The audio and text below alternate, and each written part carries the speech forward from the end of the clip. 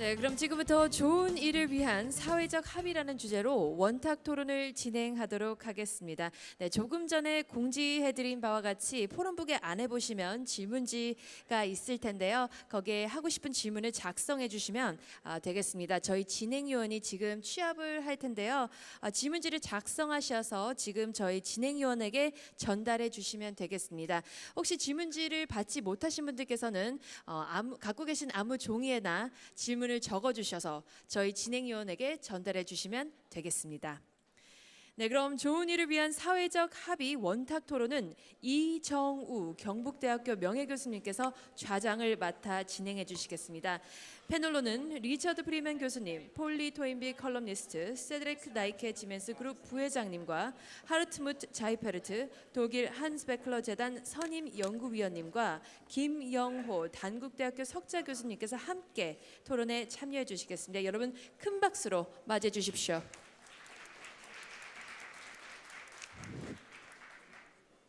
예, 대단히 반갑습니다.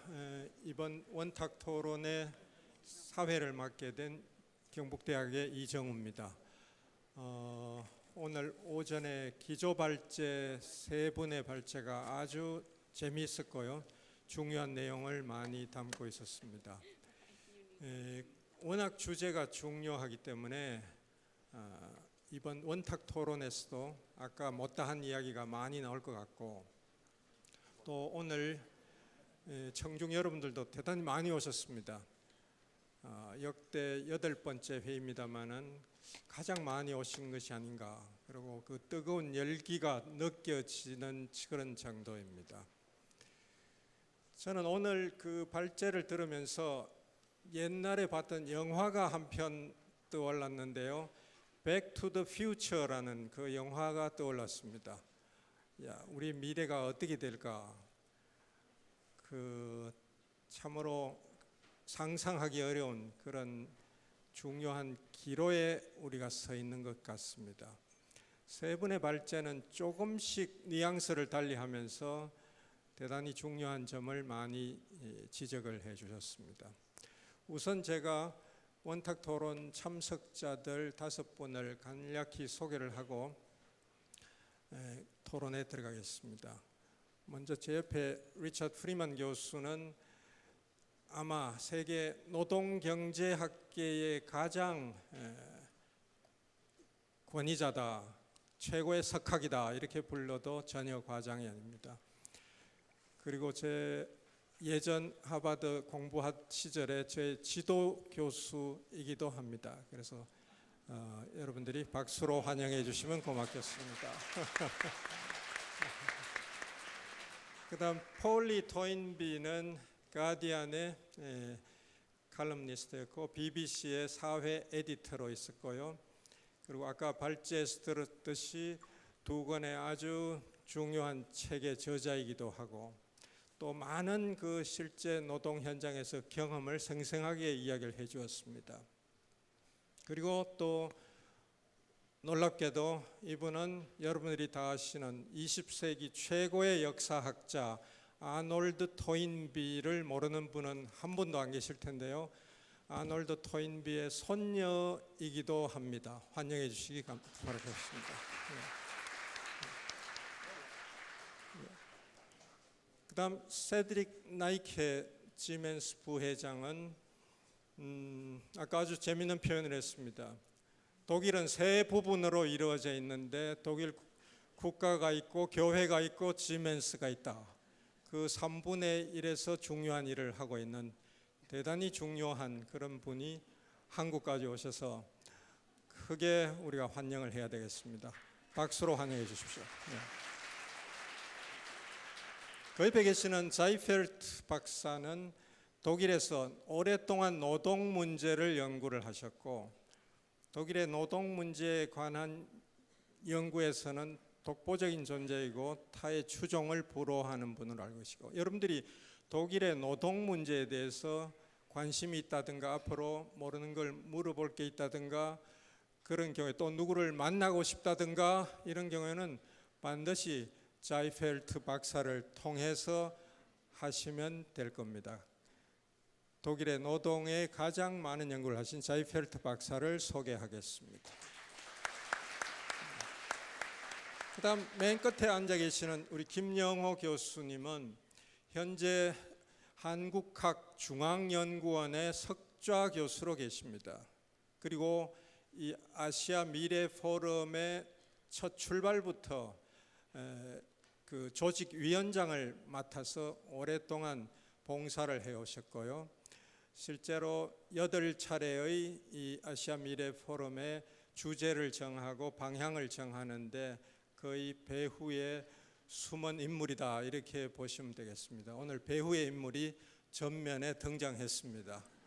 그리고 이 김영호 교수님은 오랫동안 원래 경북대학교 경제학과에 저하고 동료 교수로 같이 계셨고 오랫동안 여러 해 동안 또 마침 연구실이 저하고 바로 옆방이기 때문에 제가 수시로 가서 차를 얻어 마시면서 또 많은 이야기를 통해서 많이 배운 저의 또 스승이기도 합니다. 그래서 여러분들이 열렬히 환영해 주시면 고맙겠습니다. 자, 오늘 여러 나라에서 쟁쟁한 분들을 모셨는데요. 제한된 시간에 이 중요한 주제를 토의할 텐데 제 생각에는 첫 번째는 우선 제4차 산업혁명이란 게 무엇인가 그건 이미 이야기를 많이 했기 때문에 가장 제가 궁금한 것이 저는 이 분야에 거의 문외한입니다만은 그리고 용어도 너무 어려운 용어가 많아서 참 이해하기 어렵습니다. 근데 저는 보통 사람의 문외한의 눈으로 이 사회를 진행하려고 합니다만은 첫 번째 저의 궁금증은 이겁니다. 한국에서 제4차 산업혁명이란 말이 유행어가 돼 있고 일상 용어가 돼 있는데 외국에서도 그런가 하는 것이죠. 외국에서는 그렇지 않다는 이야기도 들은 적이 있어서 그것이 대단히 궁금하고요. 4차 산업혁명은 정말 4차 산업혁명인가? 그리고 이것은 우리에게 기회인가 아니면 위기인가? 이 점을 첫 번째로 돌아가면서 한 말씀 해주시고요.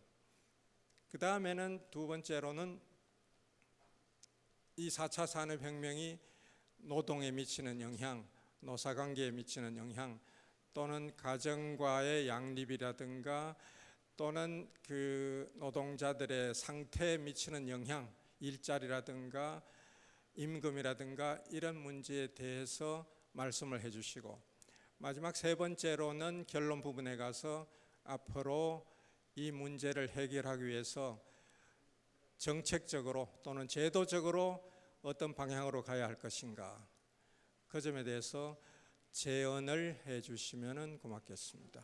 그리고 저는 시간을 좀 남겨서 청중으로부터 반드시 끝에 한 10분 정도는 질문을 꼭 받았으면 좋겠다 이렇게 생각하기 때문에 가급적 여러 참석자 패널 분께서는 발언을 하실 때 너무 길게 하지 않으시기를 부탁을 드리겠습니다. 먼저 첫 번째 질문, 이 4차 산업혁명은 혁명인가, 산업혁명인가, 그리고 위기인가, 기회인가 이 점에 대해서 차례대로 한번 리처드부터 시작해서 말씀을 해주시면 고맙겠습니다. Yes, it's a revolution. In the U.S., the term is not widely used, certainly among economists, and you sort of wait until the revolution has occurred before. Is better? Sorry. Economists like to wait a little bit more time to see the revolution occurring as opposed to it being something in the future. But this fall in Toronto, the National Bureau of Economic Research, which is the organization I work for and is very conservative in its language and so on, did have a huge conference on the economics of artificial intelligence. And we are just beginning a big program now on the economics of robotics and artificial intelligence affecting the workforce. And the giant question that I think troubles many people is why, if this is such a revolution, are we not seeing productivity zooming in the economy? How come countries seem to be sort of behaving relatively normally in the midst of this huge change?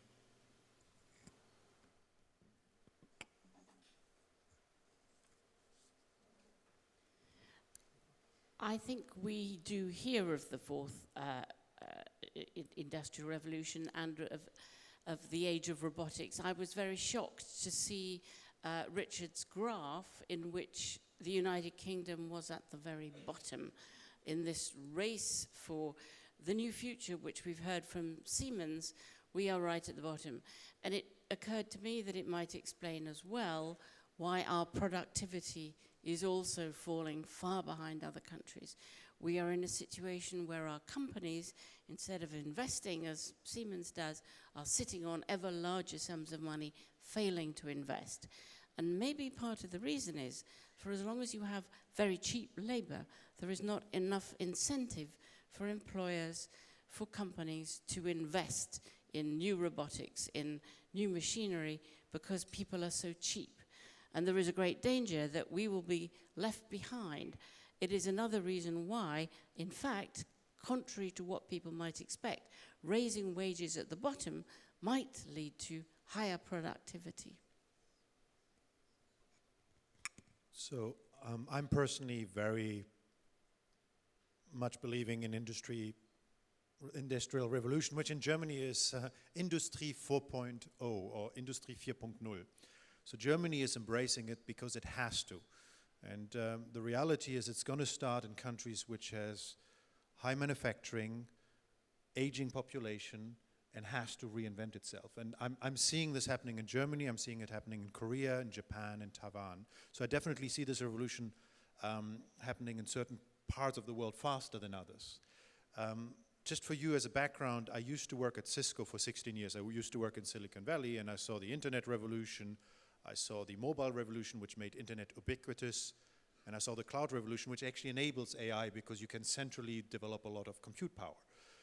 My next view was, after these three things, the biggest change will happen in Asia and in Germany with the Industrial Revolution. So I think it's upon us. I think we will see the impact coming closely. I think it's the next big thing. I think it will be driven by countries out of necessity, like Germany, Korea, Japan. But I think we need to also think, what does it do to countries like India? What does it do to countries like Indonesia, which has a huge young population?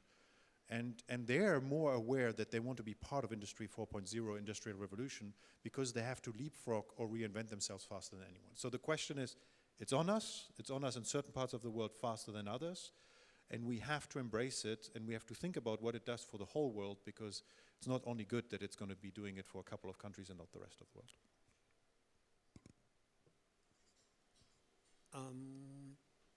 I think the digitalization should be regarded as a tool, and it's up to us how we use this tool. And if we use it properly, it can be to the best of the whole society. We can benefit from it. But it is necessary to keep in mind that the digitalization will completely shift the structure of the economy.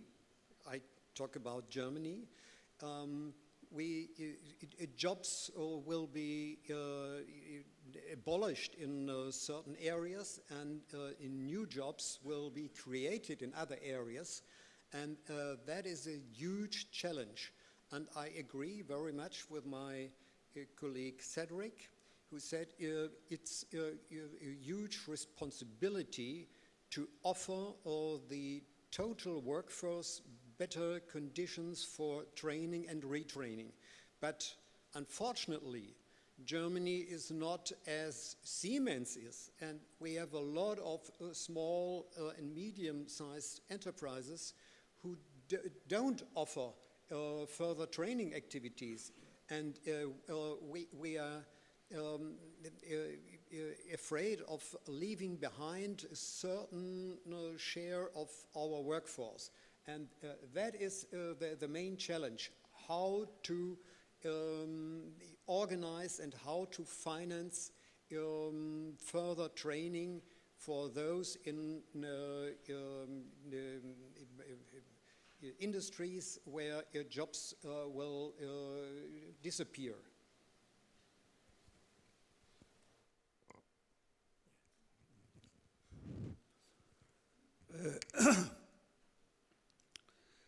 저는 경제에 있어서 혁명은 없다고 생각합니다.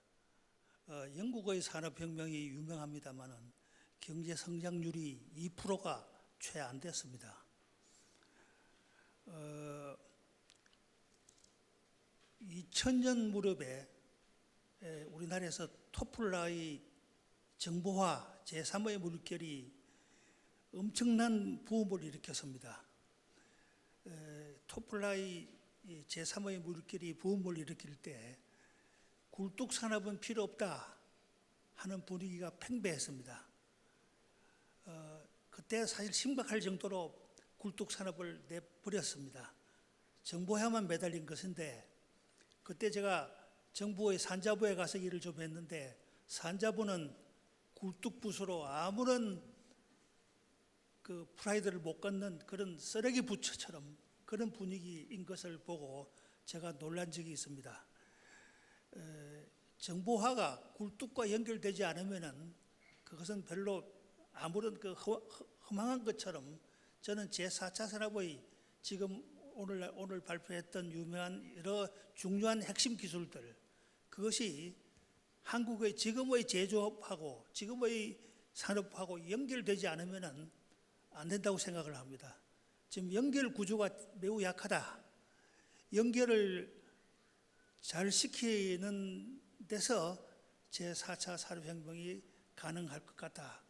그리고 제4차 산업혁명에 여러 가지 지금 모델이 있는 것 같습니다만 저는 오늘 독일 쪽의 그 지멘스의 발표를 들으면서 제4차 산업혁명 중에서는 지멘스 모델이 참 잘 되고 잘 가는 것 같다.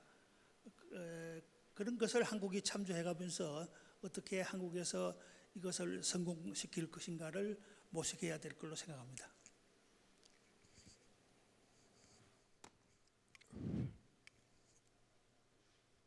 그러니까 시멘스가 독일의 3분의 1을 차지하고 있다, 뭐 이런 말이 나오는 것 같습니다.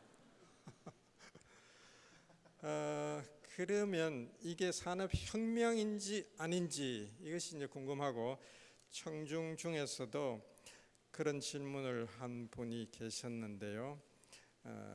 좀 어려운지 답변을 좀 피해 가시는 분들이 많았고 김영호 선생님은 경제에는 혁명은 없다 이렇게 명확히 결론을 내려주셨습니다.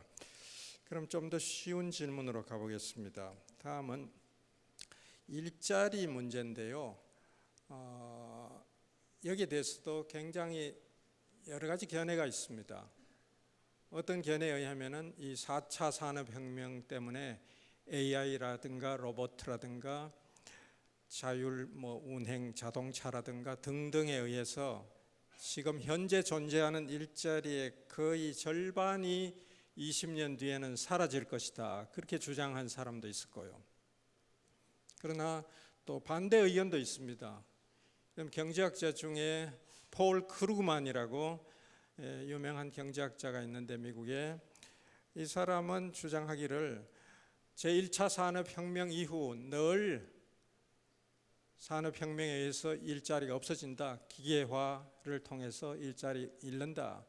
그래서 러다이트 운동도 일어났고 항상 그런 걱정은 있었는데 지난 200년의 역사를 보면은 일자리가 없어지는 속도를 또 새로운 일자리가 만드는 속도가 비슷했기 때문에 그걸 충분히 상쇄시켜 왔다.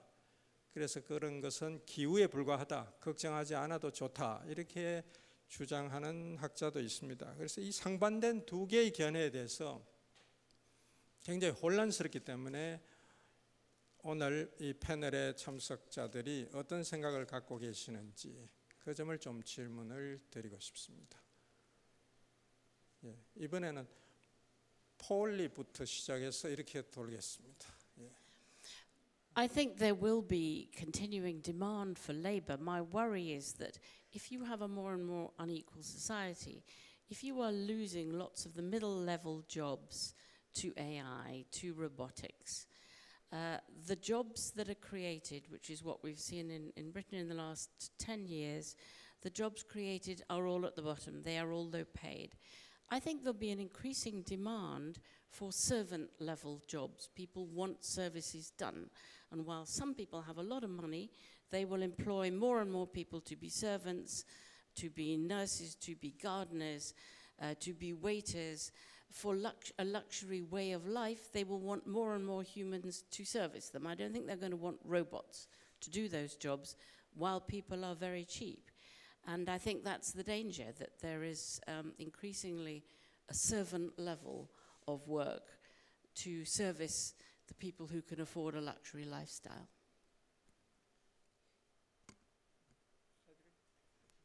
I tried to answer this question. There's always, in every revolution, there's a risk and an opportunity, right? And the reality is that the digital revolution, if we go back, cuts out the middleman, cuts out the person which helped you do something because it's being automated.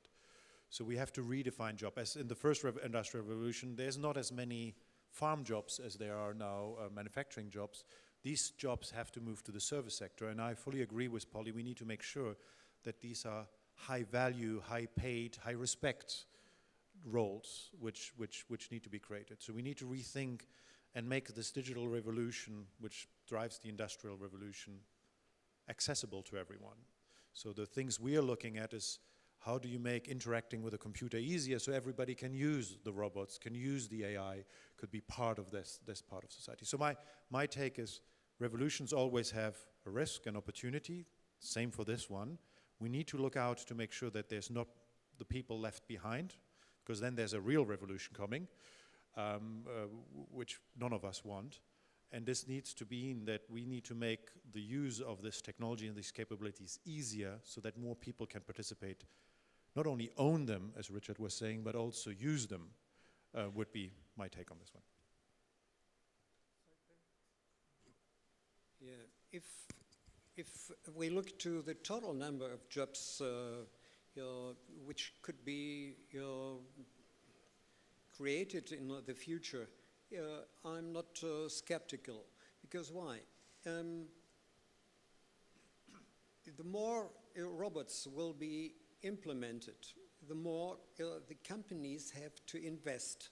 And investment creates jobs, investment creates income, income creates consumption, and so on. And that do we have to take into account. The second point is that we only look on the manufacturing industry. We also should look on the services sector. That is the bigger part of the economy, and that is the growing part of the economy, at least in the most advanced countries.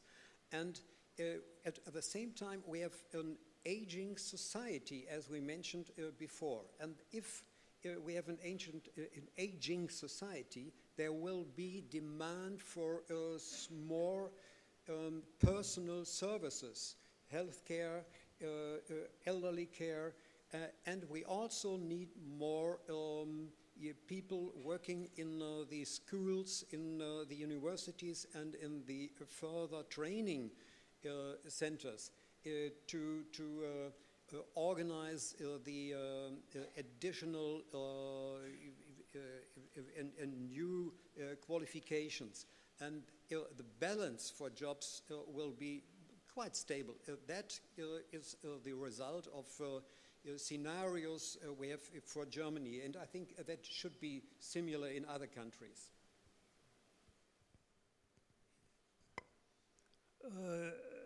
사회자가 질문하신 것을 제가 답하기 전에, 오늘 저는 세 분의 주제 기조 강연이 참 좋았습니다.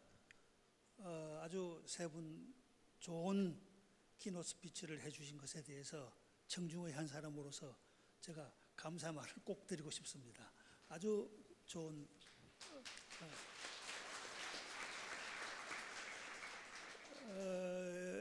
이정우 교수님이 말씀하셨는데 지금 아시다시피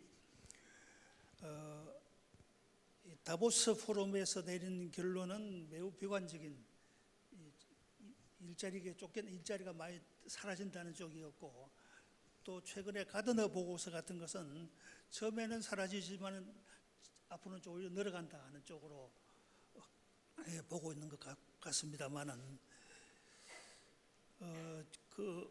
어떤 조건일 때 일자리가 늘어가고 어떤 조건일 때 일자리가 점점 사라지는가 하는 그 조건을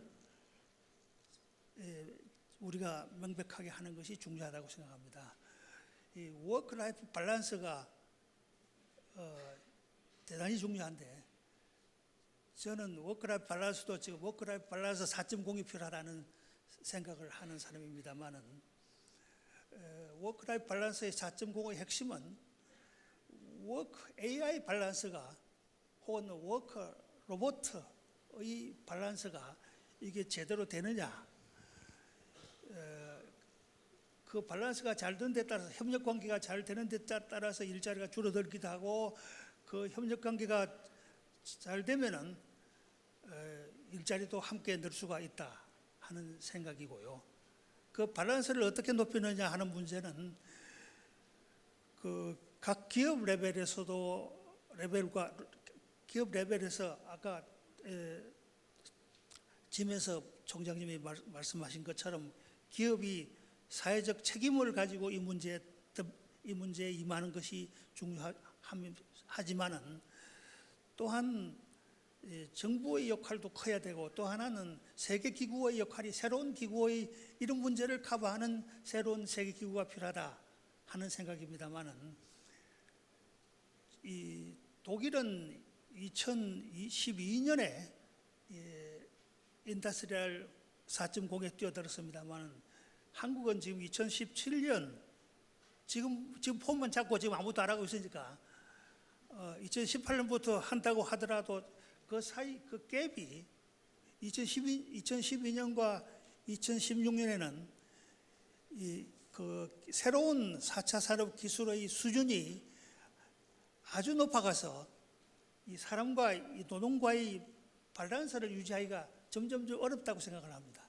지금 모든 자동화, 지능화, 로봇 기술에는 그 뒤에 알고리즘이 디지털 알고리즘이 뒤에 작동하고 있고 그 디지털 알고리즘 앞에서 인간의 얼굴을 한 4차 산업 말은 참 좋습니다만은 그것을 이해하고 그것과 협력하고 그것을 뛰어넘는 그 알고리즘의 노예가 되지 않고 휴먼 알고리즘으로 연결관계를 만들 수 있는 그런 기술은 지난하기 때문에 이것을 러닝을 통해서 커버할 수 있느냐 없느냐 여기에 달려있다고 생각합니다. 방금 독일이 인더스트리 4.0을 시작한 해가 2022년이라고 잘못 말씀하셨는데 12년이시죠? 예. 로봇 같으면 이런 실수를 안 할 텐데 인간이니까 이런 실수가 나왔습니다. 예. 그 다음에 방금 워크-라이프 밸런스 그리고 인간과 로봇의 밸런스를 말씀하셨는데 우리 노동경제학자인 리처드 프리만의 견해를 듣고 싶습니다. I'm going to be very careful because you will point out my mistake that a robot would not make. I think one important point is that, in fact, in every economy, including Germany, most people do not work in manufacturing. Most job creation is in retail, trade, services, health, education. And so we obviously need a lot more analysis and work on how this revolution will affect people there. I know the accounting profession is one where there's a lot of routine work, and it's clear the algorithms can do a lot of things. So the accountants are sitting around and trying to figure out what parts of the work can they, as humans, hold. And I assume this is going on in other professional societies as well. The radiologists are beaten out completely by the machines, and those doctors should be presumably specializing in something else than reading the pictures of whether you do or do not have a cancer or something. So there's going to be a lot of changes by a lot of people, and we don't really know how these professions will make their changes, which is, I think, critical. There is so much poverty in the world and so many problems. There cannot be a shortage of work in any foreseeable future. So the whole question just is to make sure that when the robot does the higher paying, smarter work, that somehow or other the people still get rewarded for this. I am dubious that training is going to help that many people. I'm completely in favor of every college student should learn programming courses. Every high school student should probably learn so they can do the interacting. But I don't think that's going to be enough. And if everybody learns it, there's a huge supply of people who can do it, and that's going to drive the wages down. And I know everyone here is probably already a slave of the algorithm. I've never seen anybody drive without the computer telling them which way to go. And when you walk down the streets, people have their cell phones that says, walk this way, walk that way. And they do it more efficiently and effectively than wandering around. So I'm not so troubled about being a slave of an algorithm.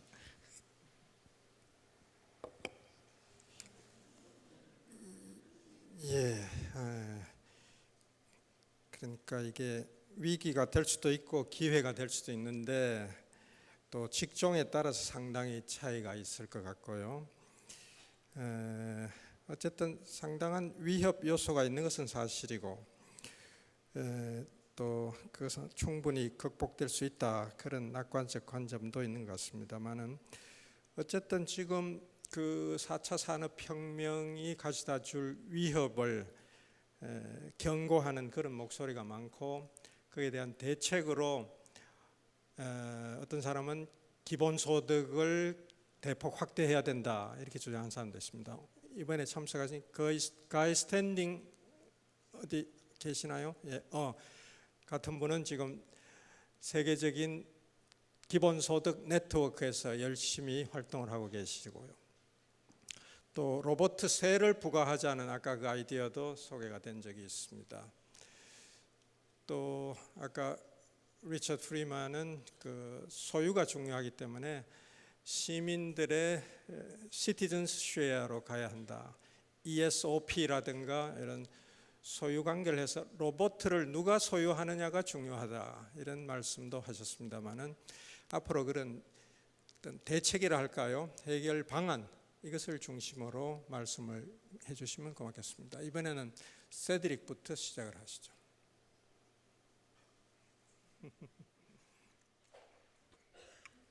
Thank you for asking the least trained economist to answer a question in this direction.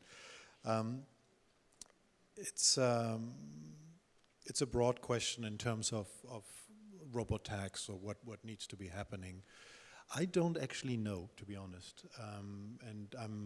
What I do know is we as Siemens we use some robots, but we build capabilities around the world to do this. And I fully agree with Mr. Friedman that we will not be able to train everyone to become computer specialists. So we cannot train everyone to do this. So the question really is, how do we make sure, because the basic income is good, to be honest, but it's as much, and Polly said it, it's as much of having the money than having the respect for what you do.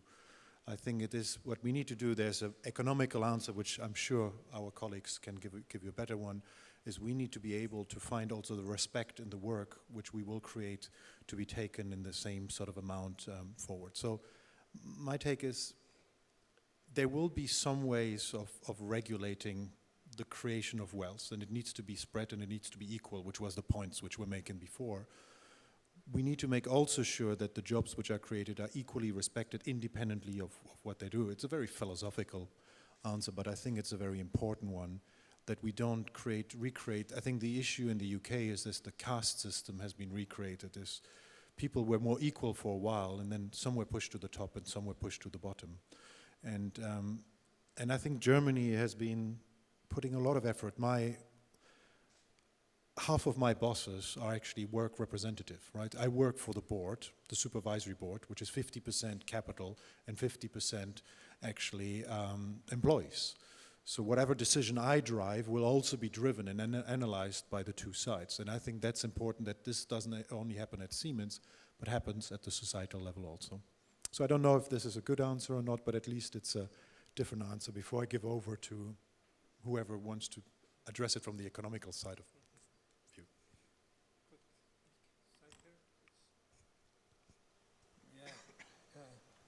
Basic incomes, that sounds very pretty well, but I'm skeptical if it would be affordable. Think about that everyone in a certain age group, maybe between 15 and 65, gets an amount of money which is sufficient for an affordable life. That is a huge sum, and we calculated for it for Germany, and I know that would be more than the tax income of the whole economy. And if you would reduce the amount of money for a basic income, it would not be a basic income. That would have to be subsidized again. That is one point. Robot tax, that sounds attractive, and we have to think about it. In Germany, the debate on this issue is not very well developed. What Cedric mentioned is that we should make secure that the distribution of the wealth should be different from that what we watched or witnessed during the last decade or the last 20 years.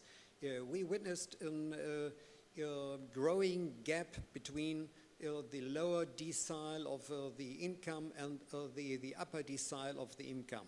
In Germany, this development stopped over the last 5 years, but it has to be returned. And that is a major task. And we need to be successful. We need stronger unions, and we need co-determination. In Germany, the income gap in the areas where the unions are strong, and that is in the manufacturing industry, the gap is not that big as in the services industry, where the unions are weak.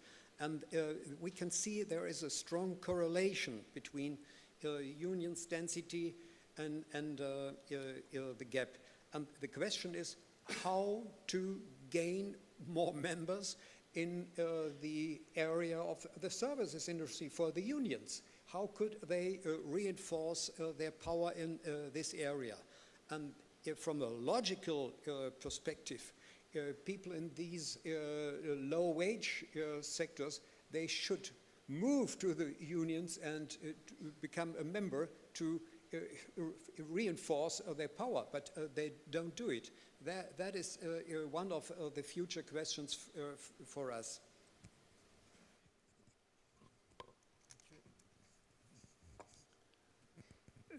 저는 조금 전에 디지털 알고리즘에 대한 좀 비판적인 말씀을 드렸습니다만은 리차드 프리만 교수님께서 자기는 괜찮다 하는 말씀을 하셨는데 혹시 미국의 그 강력한 기술력을 가진 나라는 그럴 수도 있겠지만은 그 알고리즘의 벽은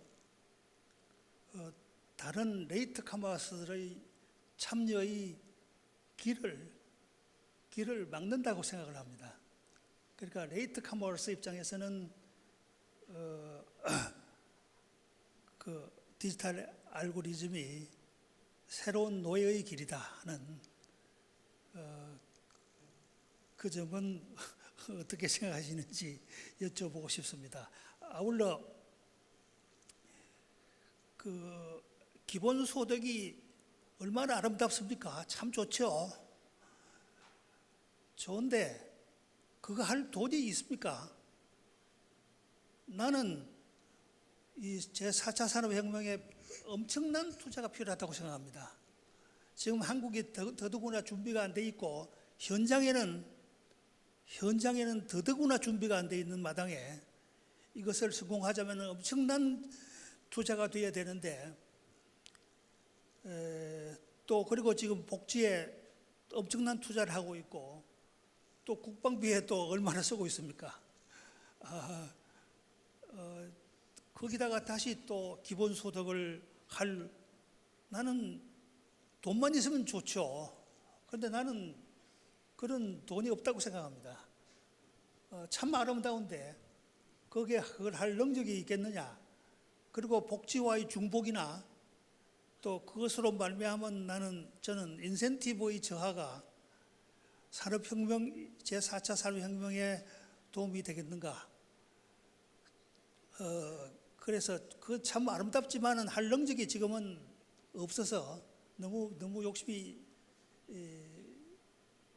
많은 것이 아닌가, 이 로버트의 생각입니까? 예, 상당히 딥러닝이 된 로봇 같습니다. 예. 그러면 이 지점에서 우리가 가이 스탠딩이 한 짤막하게 좀 여기에 대해서 리스폰드할 필요가 있을 것 같은데, 방금 이 기본소득에 대해서 그거로 충분하겠느냐, 많이 줄 수도 없는데 어떻게 살아가겠느냐, 이런 다소 비판에 대해서 가이 스탠딩이 열심히 기본소득을 주창해온 분으로서 짤막하게 답변을 한번 해주시면 고맙겠습니다.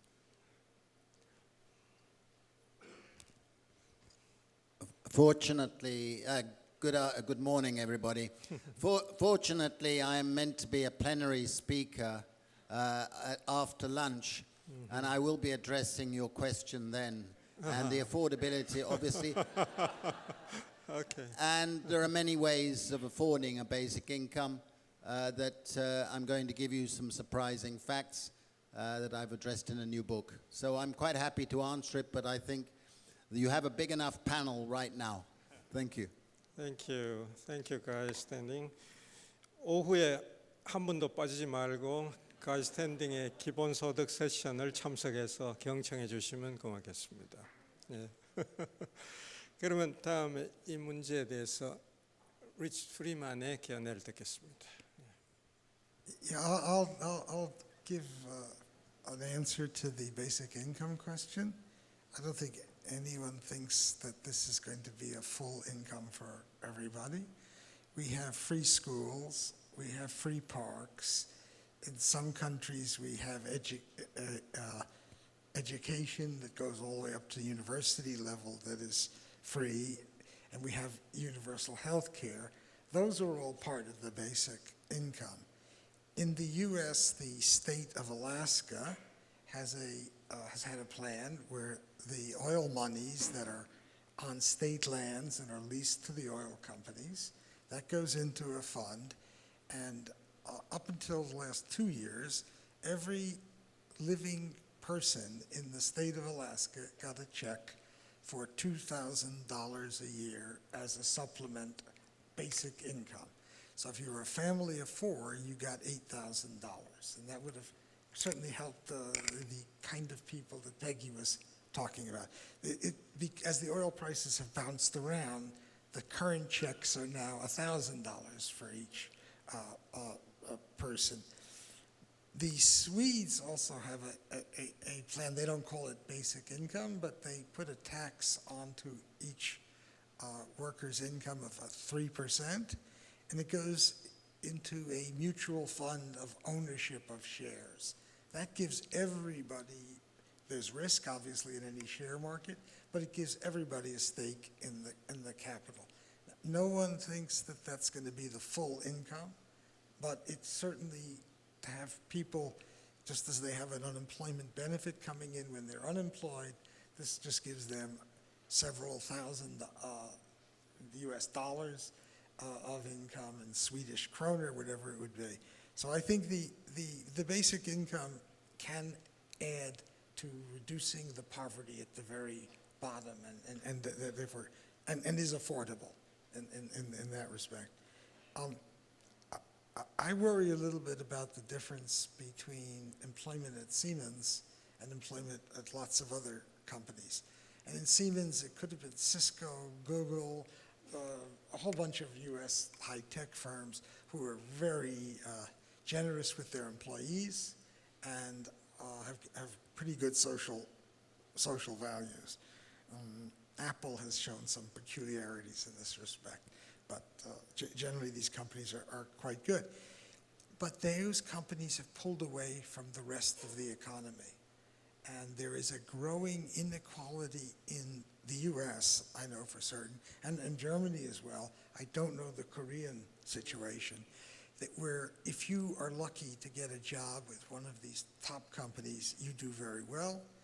And if you are unlucky and you didn't get a job there, you suffer. And that's a place where I think there has to be some social policy of pulling up the low performing companies, because partly, Polly said that low wages may encourage low productivity, because it can be lazy management. I don't have to do very much. I just keep a low wage and make my money.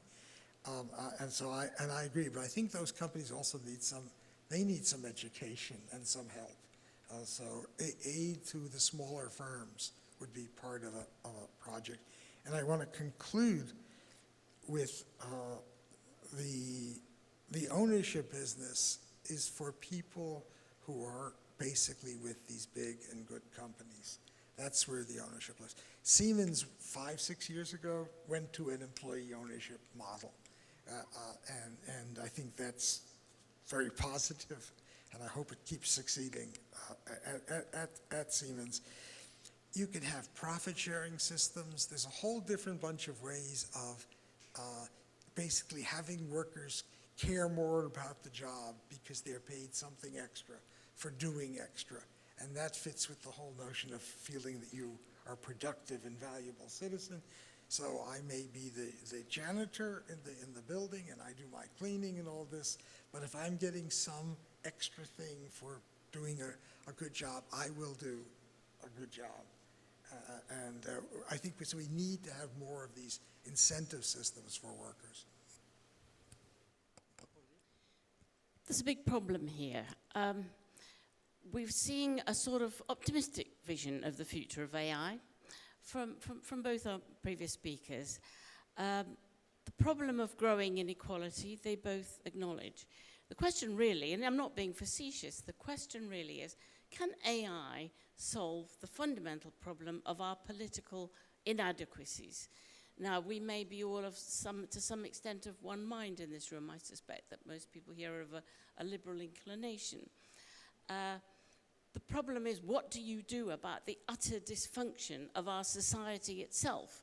You can have your perfect machines doing perfect work, but if you elect Donald Trump, or if you elect people crazy enough to bring about Brexit and splitting Britain off from our main partners and trading partners, what do you do about that? Can AI chips in the brains of people who are voting eventually get people to understand that all of the evidence is that more equal societies are happier?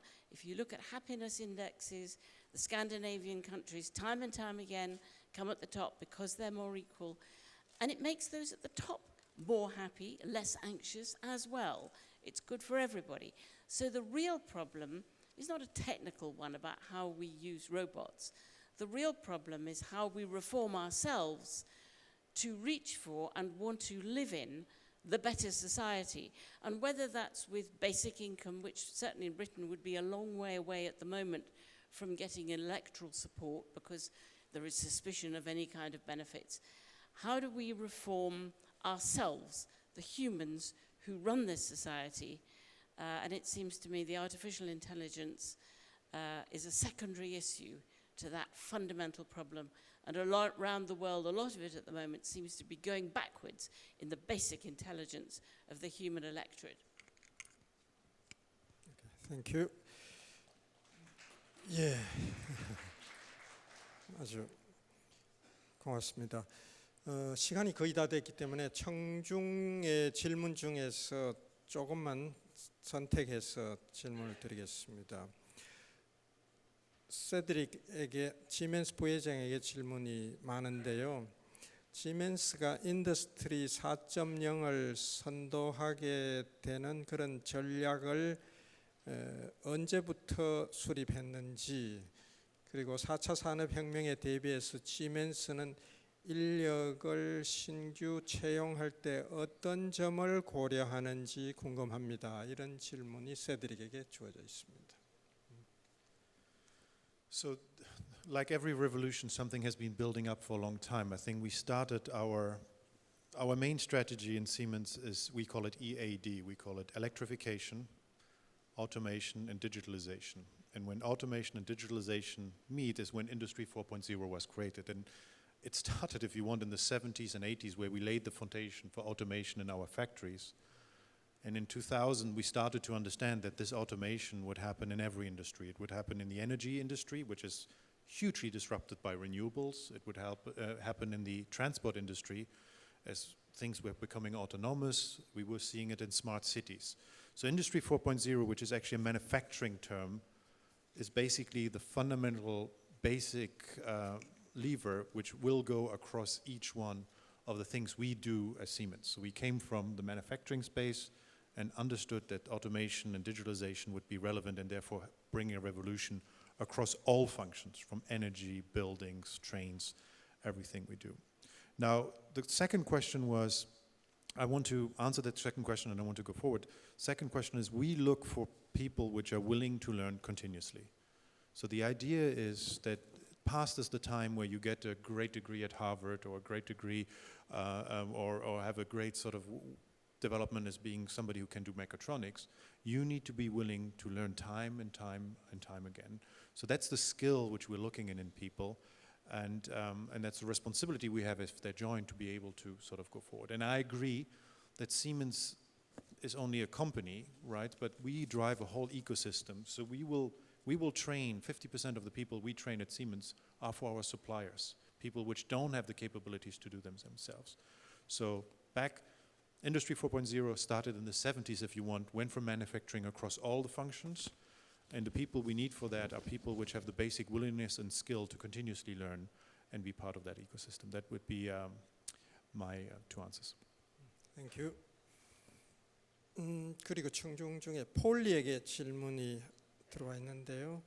노조의 강화 그리고 노동권의 강화와 반대쪽에서 노동의 유연성은 서로 충돌할 것 같은데 이 충돌을 어떻게 극복한 그런 영국에서 이 문제를 어떻게 해결하는지 그런 것을 소개해 주면 좋겠다, 이런 질문입니다. 좀 어려운 질문입니다, 제가 볼 때. It is a difficult question. I think what it takes in the end is a strong state that decides that workers should have rights, that they should be represented by trade unions, that all employees, every workplace should be visited by trade unions who would then be in a position to invite them to join. I think it's up to the state to create those rights and for the trade unions then to step forward to make sure that they can recruit. I know in Korea it's only about 10%. As I was saying, in Britain it's low. It's 26% for men, 21% for women. But most people have never come in contact with a trade union. Younger people haven't even heard of a trade union.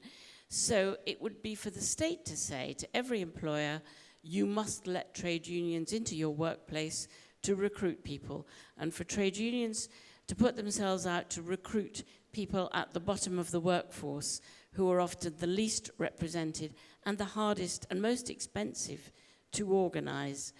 As for flexibility, again, it's for governments, it's for the state, for parliament, to put into legislation what form of flexibility there should be and in whose hands it is. All of the progress that's been made towards greater human rights, working rights, has come through governments establishing those. And in terms of Europe, very often the European Union has created working rights that then apply right across Europe.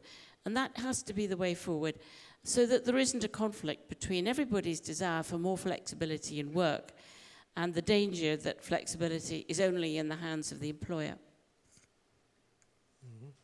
답변이 충분히 됐으리라고 봅니다.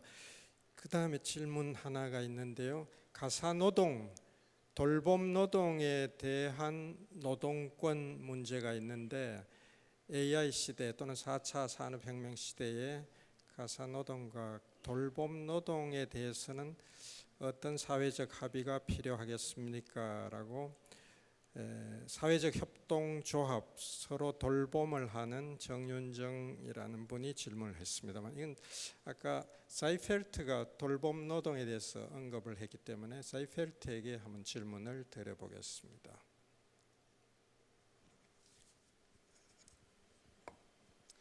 Well, digitalization gives us better opportunities to work with more flexible or working time patterns, and it offers opportunities to work from different places.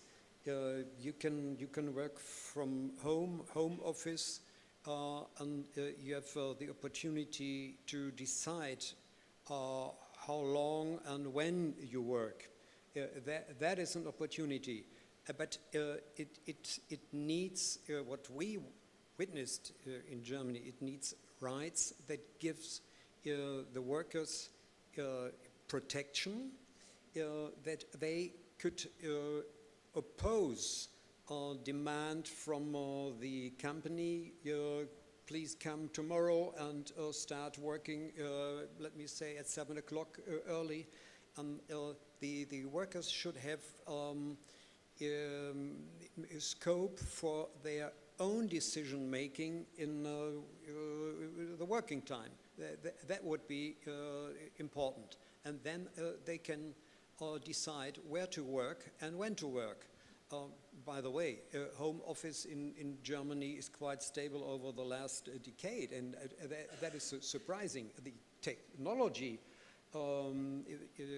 possibilities are given since a long period. Yeah. Danke schön. 마지막으로 시간이 다 됐기 때문에 지금 점심을 곧 먹어야 될 시간이고요.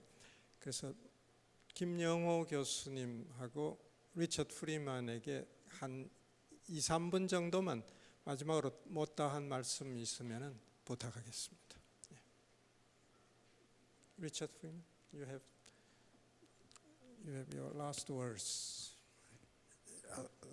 So you're asking my ideas to stand in the way of people's stomachs? That's tough. I would just say that I disagree with Polly's comment about everything should depend on the government and the state. And I think a lot of this has to be done by social partners and by companies and workers groups or workers together. And at least in the U.S., I would not trust the state to do anything at this point. And the unions, part of the problems, at least in the American unions, is that they are living in the Middle Ages in some deep sense. And I don't know how the Korean unions are reacting. The British unions, we have a special program for British unions at Harvard. They are more advanced in their thinking than the American unions, I would say. And I think the DGB is very progressive in its thinking. So it can't be you expect the employers or the government. The workers and the unions have got to be in the forefront of pushing new ideas and changes. 김영호 선생님, 예, 마지막으로. 예, 간단하게 말씀드리겠습니다. 저는 제4차 산업혁명의 그 충격이 매우 크고 그리고 거기에 적응 못하는 국가가 매우 많을 것 같고 거기에 적응 못하는 노동자가 굉장히 많을 것 같고 이것을 해결하기 위해서 저는 국제적인 무슨 큰 어그리먼트가 나왔으면 좋겠다 하는 생각을 해보고 있습니다. 가령 문국현 대표님이 추진하시는 ISO의 새로운 ISO를 하나 국제적으로 스탠다드를 정하는 것이라든지 혹은 리오 서미트에서 했던 것처럼 기후변화 협약이나 생물 다양성 협약 같은 그런 지구적 협약이 이 문제를 가지고 하나 나오면은 이 문제에 생기는 여러 가지 충격과 모순을 지구적 레벨에서 함께 완화시킬 수 있는 길이 있지 않을까. 그 어그리먼트가 하나 나왔으면 좋겠다는 것을 말씀드립니다. 예. 혹시 나머지 세 분 자이펠트나 세드릭이나 폴리 마지막으로 이제 마지막 기회입니다. 혹시 하실 말씀 있으면은 보탤 게 있으면 하시고 없으면은 마치겠습니다만. 세드릭, you have. No, I just wanted to thank, and I just wanted to thank in front of the panel for all of you participating and waiting for your lunch. But I think this is an extremely important discussion we have, and I want to thank for having this. The one thing we haven't talked about, which I think is important, I always say there's three things which is changing the world at the moment: is technology, business model. But one thing we haven't addressed is China. And China has adding 100,000 robots a year. China has probably the most advanced research program in AI. So we cannot solve, and I'm just giving the example, we cannot solve it as Germany or as the US. We're becoming more and more transparent in whatever solution we have, and that's why I like the standardization aspect. It has to be thought on a global level, because we've seen it in Germany with the crisis of the immigration, that even if we solve it beautifully for Germany, we haven't solved the problem on a greater level. And that's, I talked about China being great and driving it. We need to really try as multiple countries to work together to address this fantastic issue which you're addressing in Korea going forward. 예, 고맙습니다. 오후 세션에 아마 양싱신이 우리 중국에 대해서 이야기를 할 것 같고요. 그래서 거기도 많이 참석해 주시면 고맙겠습니다. 제가 한겨레 신문을 위해서 여러 가지 판촉 활동을 많이 하고 있습니다. 예, 오늘 토론 1시간 동안에 대단히 중요한, 대단히 궁금했던 그런 문제를 아주 세계적인 석학들로부터 듣게 돼서 저로서는 아주 큰 수확을 얻었다 이렇게 생각하고, 여러분들도 그러셨으리라고 믿겠습니다. 점심시간을 줄여서 대단히 미안하고요.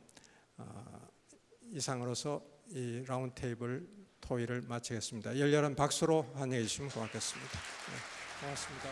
네, 좌장을 맡아주신 경북대학교 이정우 명예교수님과 패널 여러분들께 다시 한번 감사 인사드리겠습니다. Thank you for sharing your very valuable insights with us. 다시 한번 큰 박수 부탁드리겠습니다.